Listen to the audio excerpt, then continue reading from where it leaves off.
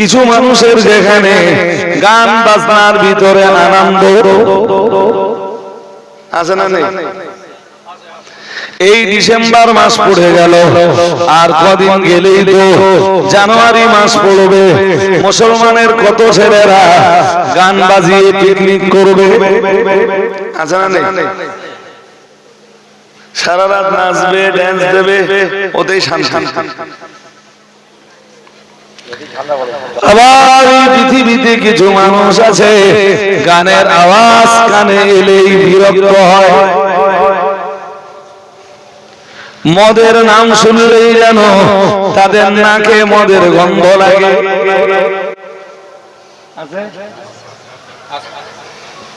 আশপাশে মদ নেই বলো, নামটা শুনে যেন নাক ছিটকাচ্ছে, মনে হচ্ছে যেন ওর নাকে মদের। সুদের নাম শুনলেই অন্তরে ঘৃণার জাগরণ তৈরি হয়, পনের টাকার নাম শুনলেই ভিতরে যেন একটা ঘৃণার উদ্রেক হয়।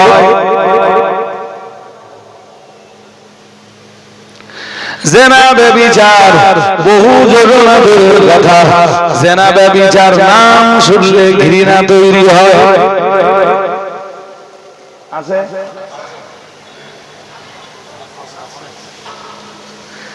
আবার এই পৃথিবীতে এমন কিছু মানুষ রয়েছে, এমন কিছু মানুষ রয়েছে জেনা ব্যভিচার, নারী শ্লীলতাহানি, নারী ধর্ষণ ছাড়া দিন রাত কাটে না।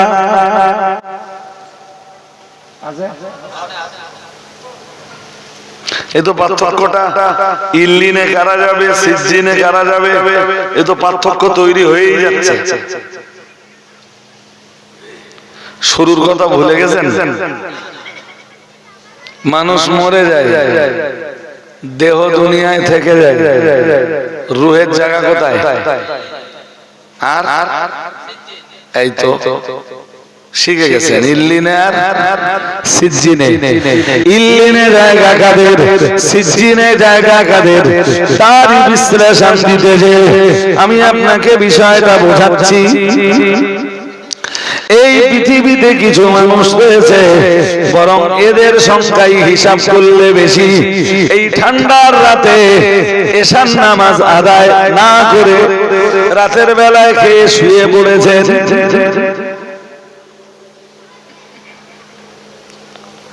অথচ যে আল্লাহর দেওয়া খাবার খেলেন, যে আল্লাহর দেওয়া রুজি রুটি খেলেন, ওই আল্লাহর কৃতজ্ঞতাটা রাতের বেলায় করলেন না।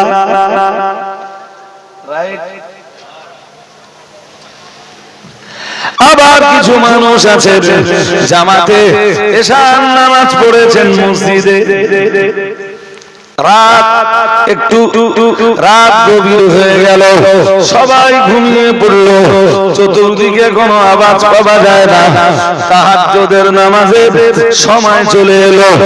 এই প্রচন্ড ঠান্ডার রাতে, শৈত্য প্রবাহের রাতে আল্লাহর বান্দা বান্দি উঠে বললেন, উযু করে নিলেন, তাহাজ্জুদের নামাজে দাঁড়িয়ে গেলেন।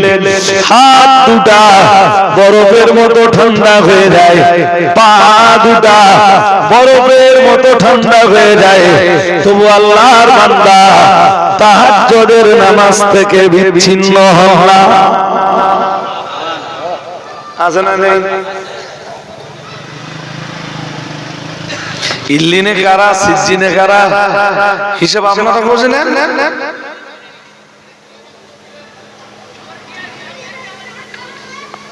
কিছু মানুষ কি করছে, এশার নামাজ শীতেও পড়ে না, গরমকালেও কথা বলে না।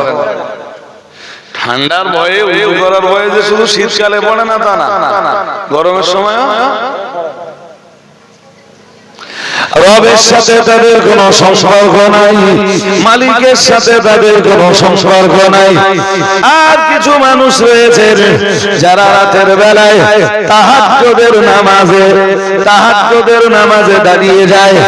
আমার আল্লাহ জানিয়েছেন, ওয়ামিনাল লাইলি ফাতাহাজ্জাত বিহি, ওয়ামিনাল লাইলি ফাতাহাজ্জাত বিহি নাফিলাতাল লাক।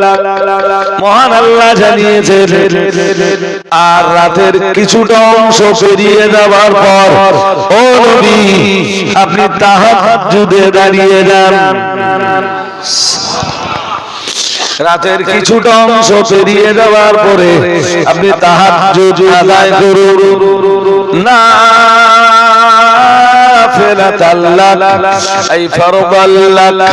তাহাজ্জুদ আপনার জন্য অপরিহার্য। মিন দুনিল মুমিনিন ঈমানদারদের জন্য এটা অপরিহার্য নয়। এরপরেও ঈমানদারেরা চাইলে রাতের গভীরে আল্লাহর সাথে প্রেমের সম্পর্ক তৈরি করবার জন্য তাহাজ্জুদ আদায় করতে পারে। কিসের জন্য পারে? রাতের গভীরে কার সাথে প্রেম?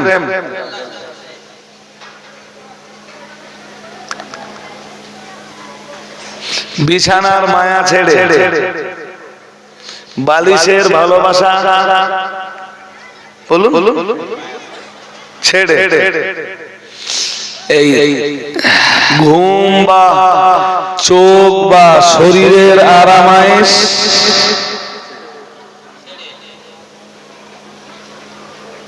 দাঁড়িয়ে গেছে, ওই যে দাঁড়িয়েছে 2-3 ঘন্টার নিচে আরো বিছানায় যাবে না, এটাও হতে পারে। ওই দাঁড়িয়েছে আর একবারে ফজরে রক্ত চলে আসে। বহু মানুষ তেমন আছে। দিনের বেলায় তারাও আপনার সাথে বাজার করবে, তারাও আপনার মতো মাঠে চাষ করবে, কিছু বুঝতেই পারবেন না।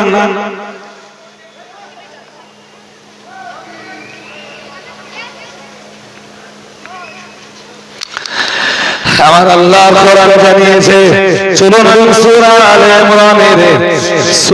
আলে ইমরানের ছোট্ট একটা অংশ আপনাকে শুনিয়ে দেই। মহান আল্লাহ জানিয়েছেন, আমার আল্লাহ পাক রব্বুল আলামিন সূরা আলে ইমরানের ভিতরে কি সুন্দর করে বিষয়টা স্পষ্ট করে দিয়েছেন। আমি বিষয়টার শুধু আপনাকে কনসেপশনটা দেব। মহান আল্লাহ জানিয়েছেন সূরা আলে ইমরানের একদম প্রথম দিকে আয়াত নাম্বার 17,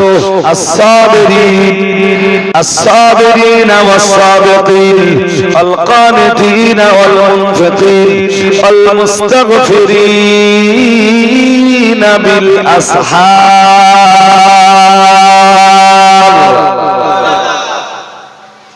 মহান আল্লাহ জানিয়েছেন এখানে 5টা গুণের কথা আছে, 5টা গুণ মুখস্থ করুন।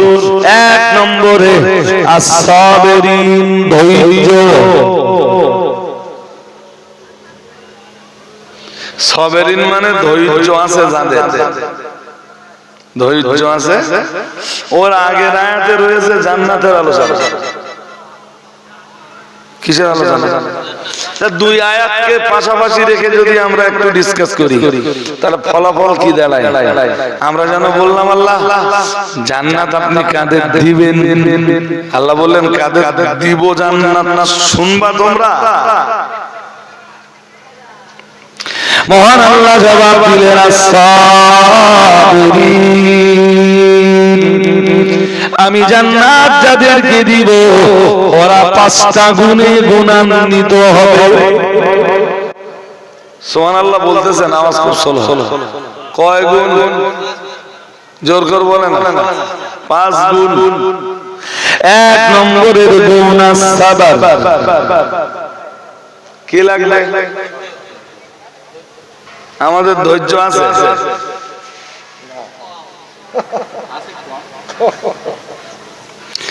মসজিদে গেছেন এশার নামাজে, ইমাম কেরাত একটু লম্বা ধরেছে,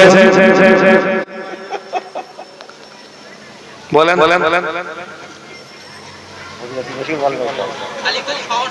সমস্যা। ইমাম জানে এশার নামাজের কেরাত কেমন হওয়া উচিত। বিশ্বনবী নামাজ এশার নামাজে কেমন কেরাত পড়তেন ইমাম জানেন, জেনে বুঝে ইমাম কেরাত শুরু করেছেন। এশার 4 রাকাত নামাজ ধরে নেন সময় লেগেছে 13 মিনিট। কত মুসল্লি খুশি না বেজার? সবর আছে? জোর করে বলে না, সবর আছে? জান্নাতে যাবার জন্য কি লাগবে? মহান আল্লাহ 1 নম্বরে বললেন কি লাগবে?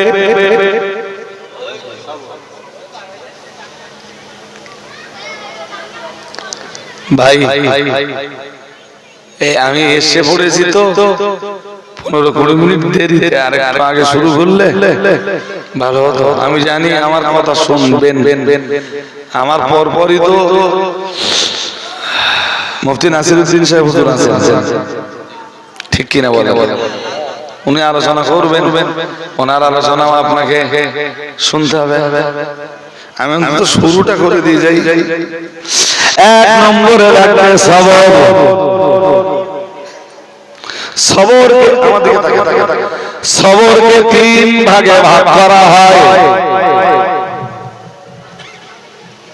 বলুন সবর কয় প্রকার?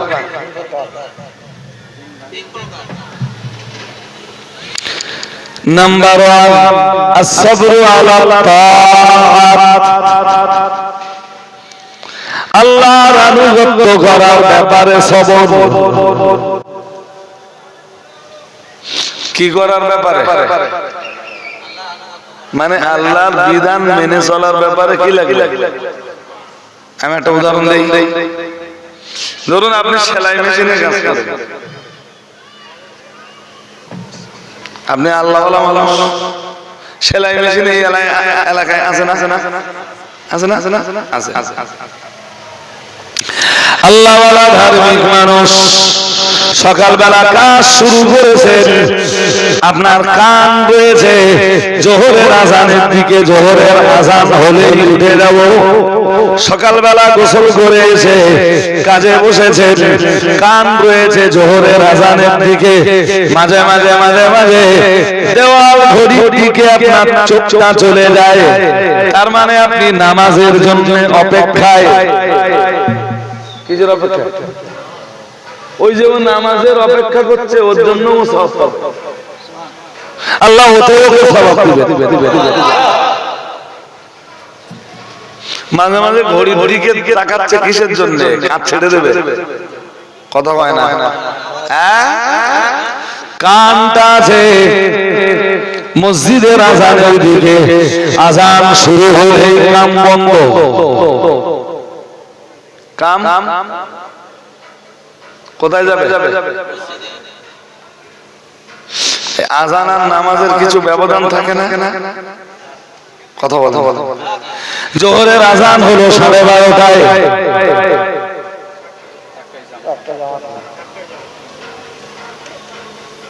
জোরে বলো। যদিও আমাদের দেশের একটা রেওয়াজ হয়ে গেছে, আমাদের দেশের মসজিদগুলোতে সব নামাজের সময় বদলায়। জোরের নামাজে কেন? মাথায় তো গেল না এটা।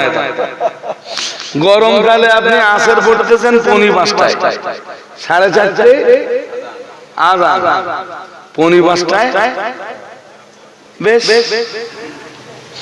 জোহর পড়তেছেন 12:30টায় আজান, 1টায়।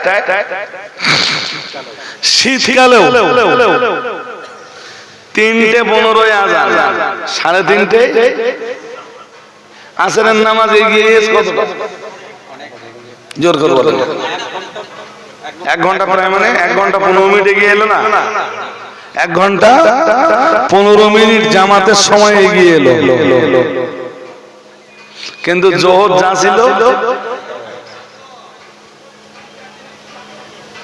মানে এক কথার মানুষ, তার মানে কি? আরে কথা বলো না কেন? কিসের মানুষ? এক কথার মানুষ, নটচন্ডী। 10 বছর আগে জিজ্ঞেস করেছে আচ্ছা বয়স কত? তাহলে 52। 10 বছর পরেও জিজ্ঞেস করছে যে বয়স? তাহলে 52।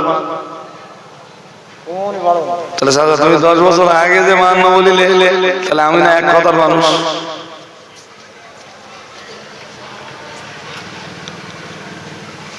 আল্লাহ আমার সমাজকে সুমতি দান করুন, বলুন আমিন। আযান আর নামাজের ব্যবধান কয়? আধ ঘন্টা জোহরের, ধরে নেন। কাম ছেড়ে দিল, জোহরের নামাজে চলে গেল। জোহরের নামাজ হলো, জামাত হলো, জামাতের পরে বাকি নামাজ আদায় করলো। মসজিদ ছেড়ে যখন এলো, হিসাব কষে দেখা গেল টোটালে সময় কেটে গেছে 50 মিনিট। কত? এই 50 মিনিটে বাকি কারিগররা কাজ করতেছে তো, ওর একটু পয়সা বেশি হচ্ছে না? আসরের আযান হয়ে গেল, ও আসরের নামাজের জন্য আবার চলে গেল। আযানের পরে আর কাম করব না, ওতে দুটো পয়সা যদি কম হয় মেনে নিব। মসজিদে চলে গেল, জামাতে আসরের নামাজ আদায় করে এলো। ওতে আবার গেল ধরে নেন 20 মিনিট। আগে 40 আর 50 আর 20 কত হয়? 1 ঘন্টা। আবার মাগরিবের আযান হলো, মাগরিবের আযানের অন্তত 5 মিনিট আগে কামটা বন্ধ করে দিল। যাই নামাজটা পড়ে আসি, ওখানেও ধরে নেন গেল 15 মিনিট। কত গেল? 1 ঘন্টা। এই তো বাবাজি ঠিকই আছে, 1 ঘন্টা 25 মিনিট। সামগ্রিক 1.5 ঘন্টা ধরে নেন, এই 1.5 ঘন্টা কাজ কম হয়েছে, পয়সা কম হবে তো, ওদের পয়সা বেশি হবে তো। এনে যদি বাকি কারিগরদের সমান পয়সা উপার্জন করতে যায়, এরও নামাজ হয় না। হ্যাঁ না কিছু বলে নামাজ হবে? তাহলে আল্লাহর আনুগত্য করবার জন্য এই জায়গাটাতে লাগবে সবর। আমার পয়সা বেশি দরকার নাই, কিন্তু আমার জীবনে আল্লাহর ইবাদতটা ঠিকঠাক সময় মতো হওয়া দরকার। কি লাগবে? ধৈর্য। কি লাগবে? রোজার মাসে কিছু মানুষ আছে রোজা না রেখে কাজ করে, আর কিছু মানুষ আছে রোজা থেকে কাজ করে।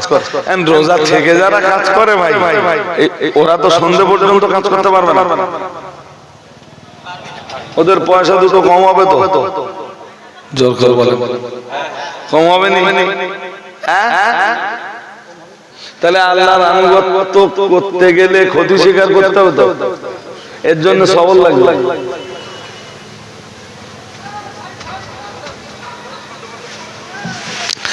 এই কারণেই বলা হয় as-sabru আলা তাআত। আল্লাহ পাকের আনুগত্যতার জন্য, আল্লাহর আনুগত্য করার জন্য 1 নম্বরে সবর দরকার। 2 নম্বরের সবর হলো as-sabru আনিল মাসিয়াত, পাপ থেকে বেঁচে থাকবার জন্য সবর। 2 নম্বরের সবর কিসের উপরে? পাপ থেকে মুক্ত থাকার জন্য কি লাগবে? লাগবে নি? বাড়ির আশপাশে সবাই সুখে পয়সা বানাচ্ছে, সেই পাড়ায় আপনার বাস, আপনি আর আপনার গিন্নি সুদের খাতায় নাম না তুললে টাকা কম হবে, ঘরের স্বাদ হবে না। ঘরের স্বাদ, সবাই মোটরসাইকেল চালায় পাড়ার, আজও আপনার মোটরসাইকেল হলো সবল লাগবে না? কত মোটরসাইকেল নাই বা হলো আমায়, ছাত্র বাড়ি আমার নাই বা হলো, অন্তত সুদের মতো জঘন্য হারামিতে আমি লিপ্ত হব। জোরে বলো। এর জন্য কি লাগবে?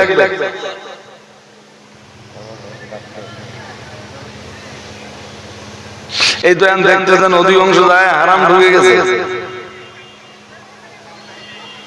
কি ঢুকেছে? আঙুল ফুলে হঠাৎ কলা গাছ। আঙুল ফুলে কতটা মোটামুটি সে মোটা হতে হতে হতে হতে পুরো কি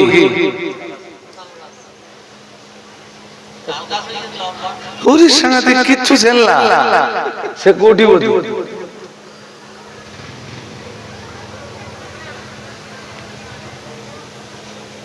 দুনিয়া হলো আখেরাত, কিছু আছে দুনিয়াটা না হয় হলো, কিন্তু আখেরাতটা তো গেল। মহান আল্লাহ কোরআনে এই জন্যই জানিয়েছেন, আল্লাহ পাক ঘোষণা দিয়েছেন, লা তাকুলু আমওয়ালাকুম বাইনাকুম বিল বাতিল। মহান আল্লাহ জানিয়েছেন, তোমরা একজন অন্যজনের মাল অন্যায় ভাবে ভক্ষণ করো না, অন্যায় রাস্তায় ভক্ষণ করো না, পাপের রাস্তায় ভক্ষণ করো না। মহান আল্লাহ কোরআনের অন্য আয়াতে জানিয়েছেন, ওয়ারাযাকনাহুম মিনাত তাইয়্যিবাত। মহান আল্লাহ জানিয়েছেন, আমি তোমাদেরকে পবিত্র জিনিস থেকে রুজি রুটি দান করেছি। সুবহানাল্লাহ বলুন। কি জিনিস থেকে রুজি রুটি দিয়েছি? কথা হয় না। আমার আল্লাহর কোরআনে জানিয়েছেন, কুলু মিনাত তাইয়্যিবাতি মা রাযাকনাকুম। মহান আল্লাহ জানিয়েছেন, কুলু তোমরা খাও। আমরা কেন বললাম আল্লাহ কোনটা খাবো আমরা? মহান আল্লাহ বললেন, মিনাত তাইয়্যিবাত, পবিত্র জিনিসটাই খাও। মা রাযাকনাকুম, আমি যে রুজি রুটি তোমাদের দান করেছি তার ভিতর থেকে হালাল পবিত্র জিনিসটাই খাও। হুকুমকার, এই হুকুম কাদেরকে দিচ্ছেন আল্লাহ? নরেন্দ্র মোদী। কাদের? কারণ কি? ঈমানওয়ালারা যদি হালাল না খায়, ইবাদত আল্লাহ লিবে না। ইবাদত আল্লাহ من اشترى ثوبا بعشرة دراهم وفيه درهم حرام। কেউ 10 টাকা দিয়ে একটা কাপড় কিনলো, ওফিহি দিরহাম হারাম, ওই 10 টাকার ভিতরে 1 টাকা হারাম। লাম ইয়াকবালিল্লাহু লাহু সালাতাম মা দামা আলাইহি, যতদিন ওই কাপড়টা পরে সে আল্লাহর ইবাদত করবে, আল্লাহ তার ইবাদত নিবেন না। তার ইবাদত আরে জোর করে বলতেছেন না কেন? স্লো হয়ে যাচ্ছে কেন এখন আওয়াজ? তার ইবাদত আল্লাহ।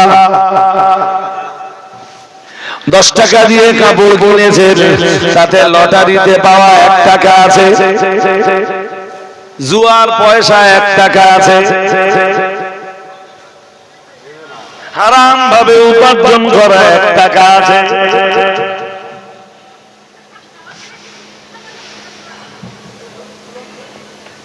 মসজিদ গুলো খুব সুন্দর সুন্দর, হ্যাঁ না বলেন? ভালো ভালো মসজিদ না? 20 বছর আগে মসজিদের যা কন্ডিশন ছিল, এখনকার মসজিদ একটু ভালো না? খুব ভালো, ঝকঝক করতেছে। নবী আমার জানিয়ে দিয়েছেন, মাসাজিদুহুম আমিরাতুন ওয়া হিয়া খারাবুম মিনাল হুদা। রাসূলুল্লাহ জানিয়েছেন, মসজিদগুলো হবে চকচকময়, মসজিদগুলো হবে আকাশচুম্বী, মসজিদগুলো হবে গগনভেদী, মসজিদগুলো হবে খুবই মনোরম। ওয়া খারাবুম মিনাল হুদা, কিন্তু সেগুলো হবে হেদায়েত শূন্য। মসজিদের ভিতরে যে মানুষগুলো থাকবে ওদের ভিতরে হেদায়েত থাকবে না। কথা কার? রাসূলের। কথা কার? তাই চলতেছ না? মদিনায় যে নবী আমার মসজিদ বানালেন, খেজুর কাঠের মসজিদ। সুবহানাল্লাহ বলো। কি দিয়ে? ছাউনি খেজুর পাতা, আলা খেজুর কাঠে, খুঁটি। নবী খুতবা দিবেন সেটাও। কিন্তু ওই মসজিদের মুসল্লি রাসূলের সাহাবী হযরত আবু বকর, ওই মসজিদের মুসল্লি হযরত ফারুক আযম ওমর রাদিয়াল্লাহু তাআলা আনহু, ওই মসজিদের মুসল্লি যুননুরাইন হযরত ওসমান গনি রাদিয়াল্লাহু তাআলা আনহু, ওই মসজিদের মুসল্লি আসাদুল্লাহিল গালিব আল্লাহর বিজয়ী সিংহ হযরত আলী রাদিয়াল্লাহু তাআলা আনহু, ওই মসজিদের মুসল্লি রাসূলের অন্যান্য সাহাবীরা ওই খেজুর কাঠ দিয়ে তৈরি করা মসজিদের মুসল্লিদের ভিতরে সুদখোর নাই। ওই খেজুর কাঠ দিয়ে তৈরি করা মসজিদের ভিতরে ঘুষখোর। জোরে বলুন। কিছু লোক দেখেছেন আমাদের সমাজে আছে যারা কিচ্ছু করে না, অথচ তার কাছে বলে ভালো।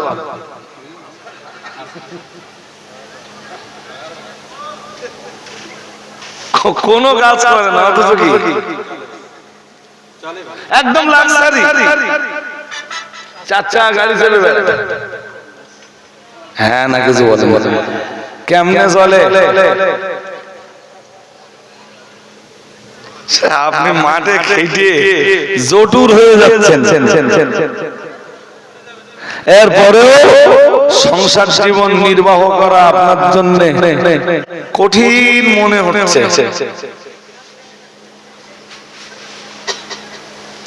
খরচটা কিভাবে করবেন আলেম ওলামার পরামর্শ নিয়ে করবেন। দেখবেন ওই অল্প যা উপার্জন হচ্ছে না, ওই উপার্জনেই আপনার চলে যাবে ইনশাআল্লাহ। বলুন ইনশাআল্লাহ।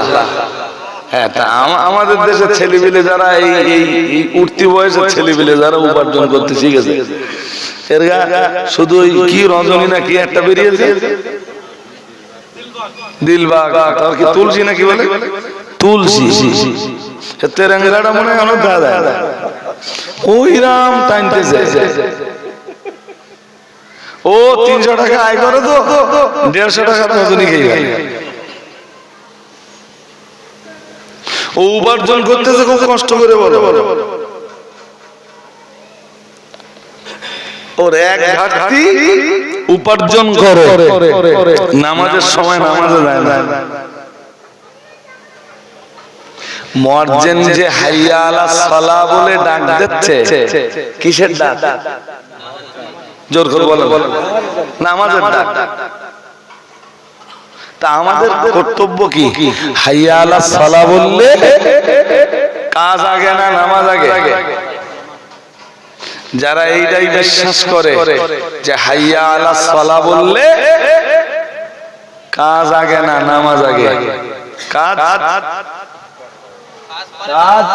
আরে জোরে বলতেছেন না, কাজ কি?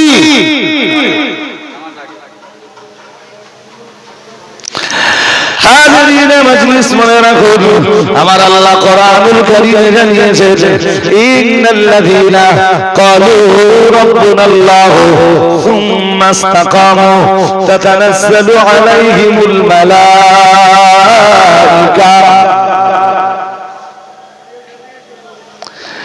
ইন্নাল্লাযীনা ক্বালু রাব্বুনাল্লাহ।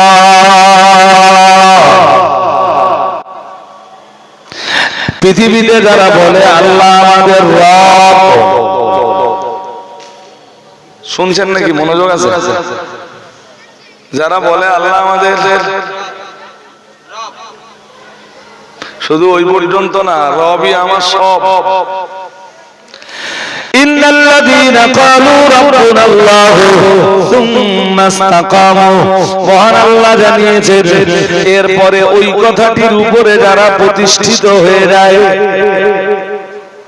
যারা বলে আল্লাহ আমাদের রব, ওই কথাটির উপরে যারা কায়েম হয়ে যায়, এর মর্ম হলো রবের বিধানগুলো যারা নিজের জীবনে মেনে নেয়, রবের বিধানগুলোকে যারা নিজের জীবনে বাস্তবায়ন করে, রবের বিধানগুলি দিয়ে যারা নিজের জীবনকে সাজিয়ে তোলে, রবের হুকুমগুলো যারা অক্ষরে অক্ষরে পালন করে, আর রবের নিষেধগুলোকে যারা জীবন থেকে বাদ দিয়ে চলে, মহান আল্লাহ জানিয়েছেন তাতানাজ্জালু আলাইহিমুল মালাইকা, মহান আল্লাহ জানিয়েছেন ওদের মওতের সময় যখন হয়, আল্লাহ রহমতের ফেরেশতারা ওদের মরণ দুয়ারে হাজির হয়ে যায়। কোন ফেরেশতা?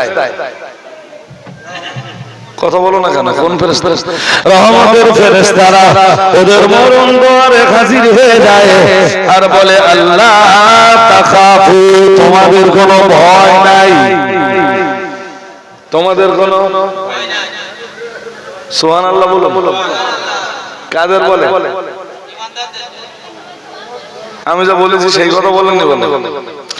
এই পৃথিবীতে যারা বলে আল্লাহ আমাদের রব, এরপরে ওই কথাটির উপরে কায়েম হয়ে যায়, এর মর্ম হলো রবের বিধানগুলো নিজের জীবনে ফুটিয়ে তোলে, রবের বিধান দিয়ে নিজের জীবনকে আলোকিত করে তোলে, রবের হুকুমগুলো অক্ষরে অক্ষরে পালন করে, রবের নিষেধগুলো যারা নিষেধগুলো থেকে যারা বিরত থাকে, ওরা যখন মরণ দুয়ারে হাজির হয়ে যায়, ওরা যখন মৃত্যুর বিছানায় পৌঁছে যায়, ওদের মৃত্যুর বিছানায় আল্লাহ রহমতের ফেরেশতাদের আগমন ঘটে, আর এই রহমতের ফেরেশতারা ওদের ডাক দিয়ে বলে আল্লাহ তাখাফু, তোদের কোনো ভয় নেই, ওয়ালা তাহজানু, তোদের কোনো চিন্তাও নাই।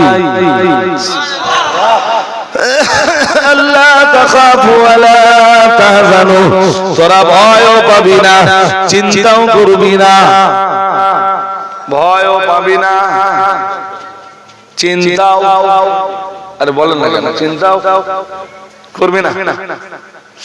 আচ্ছা, মৃত্যুর সময় যারা মওতের আগে যারা মেসেজ পাচ্ছে, তোদের কোনো ভয় নেই, তোদের কোনো চিন্তা নেই, এদের জায়গা ইল্লিনে আল্লাহ করে দিতে পারেন না? জোরে বলুন। ইল্লিনে আল্লাহ এদের জায়গা করে দিতে পারেন না? এরা পৃথিবীতে কি শুধু ভালো কাজ করে সন্তুষ্ট? কি কাজ করে সন্তুষ্ট? ভালো কাজ করে সন্তুষ্ট। আর এরা পাপের কাজগুলি নিজেদের জীবন থেকে বাদ দিতে পারলে খুব খুশি। আমি বলতেছিলাম না, একটা শ্রেণীর ছেলেরা যখন সারা রাত হাই স্পিডে হাই ভলিউম দিয়ে গান চালাচ্ছে, নাচতেছে, ড্যান্স দিচ্ছে, আর এক শ্রেণীর মানুষ গানের আওয়াজ শুনলে কানে আঙ্গুল পুড়ে দিচ্ছে। হ্যাঁ কিনা বলবেন? এক শ্রেণীর মানুষ মদ খেয়ে রাস্তার উপরে মাতলামি করছে, আর এক শ্রেণীর মানুষ মদের নাম শুনলে মনে হয় নাকে মদ, নাক ছিটকায়, ভুরু কুঞ্চিত করে। সুদ আল্লাহ হারাম করে দিয়েছেন।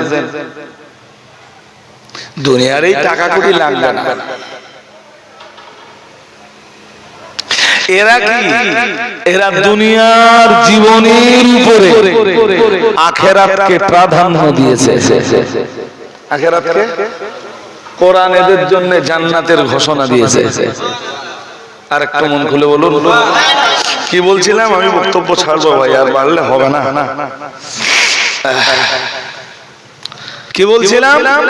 একটা পর্যায়ে এসে বলছিলাম, মনে আছে? সবর তিন প্রকার।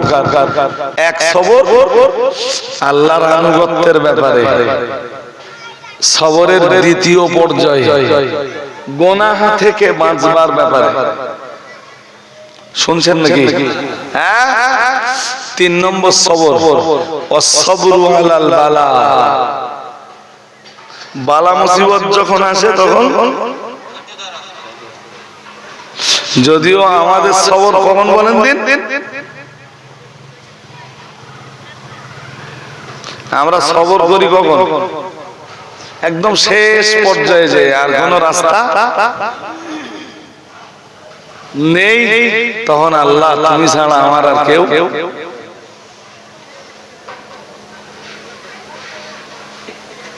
আগে ছোট ছোট করেছে, পকেটে টাকা ছিল, তখন খুব একটা আল্লাহর টাকাটা কি করিনি। ডাক্তার বলেছে কন্ডিশন বিরাট, কত কন্ডিশন বিরাট খারাপ, তখন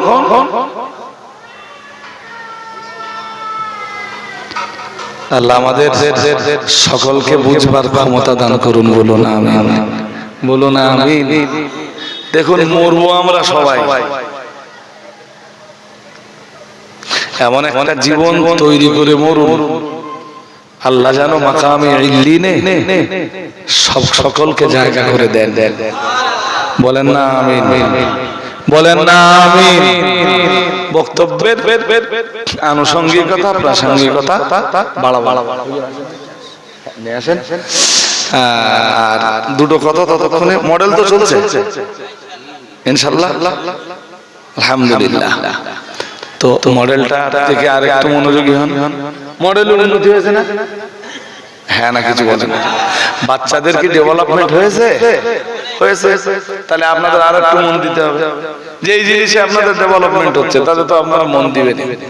2 নম্বরে, খাদিজা মাদ্রাসা আমার দায়িত্বে চলে, এটা আপনাদের অজানা কোনো গল্প নয়।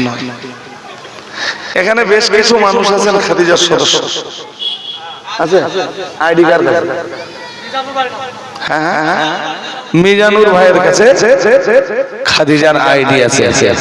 তো প্রত্যেকেই একটা করে সদস্য ইনশাআল্লাহ হন, এই দাবি আপনাদের কাছে রাখছি। আর এইগুলো খাদিজা মাদ্রাসার বাৎসরিক পত্রিকা, বাৎসরিক পত্রিকা 50 টাকা করে বিক্রি করি। যদি 50 টাকা দিয়ে একটা পত্রিকা নেওয়ার মতো হয়, দ্যাটস মিন একটা পত্রিকা যদি কেনেন আর 50 টাকায়, মাদ্রাসার কিছুটা লাভ হয়। পড়ার মতো দেখবেন কেউ না কেউ হয়ে যাবে।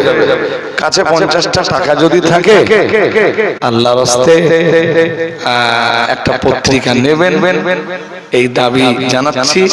পয়লা দোসরাতে সাফাল গুনগুন জামিয়া রহমানিয়া রিসালাত সওয়াব সবাইকে দাওয়াত দিয়ে আমার ছোট্ট বক্তব্যের সমাপ্তি ঘোষণা করছি।